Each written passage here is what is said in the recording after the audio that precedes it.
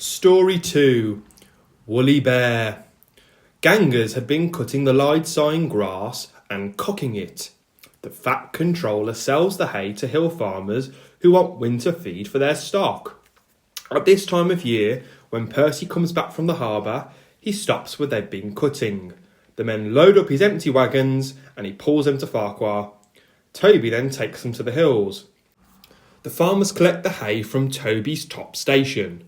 When in the wagons, the hay is covered to prevent it blowing about, but on the line side, it is stacked in the open air to dry. Wheesh! Percy gave his ghostly whistle. Don't be frightened, Thomas, he laughed. It's only me.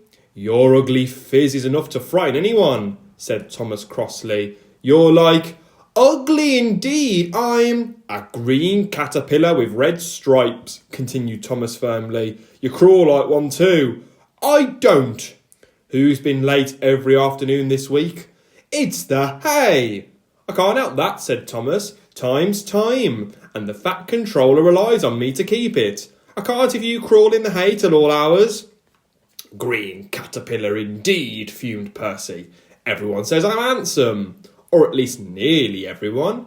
Anyway, my curves are better than Thomas's corners. He took his trucks to the harbour and spent the morning shunting.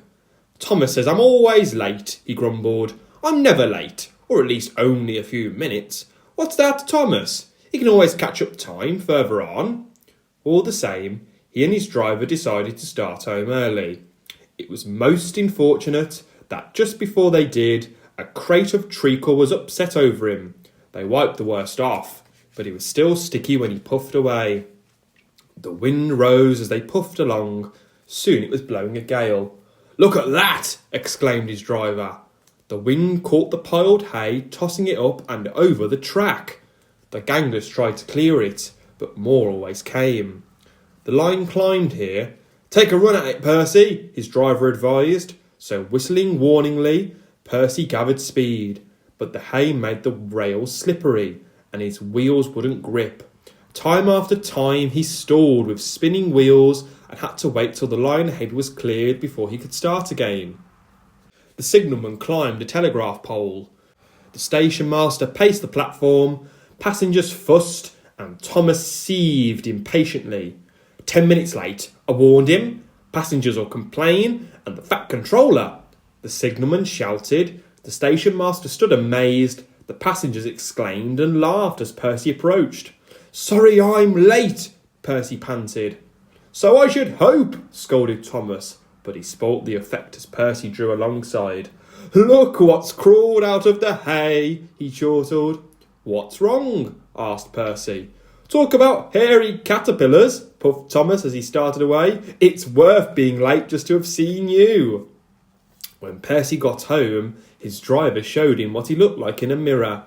Bust my buffers! Exclaimed Percy. No wonder they all laughed. I'm just like a woolly bear. Please clean me before Toby comes. But it was no good. Thomas told Toby all about it, and instead of talking about sensible things like playing ghosts, Thomas and Toby made jokes about woolly bear caterpillars and other creatures which crawl about in hay.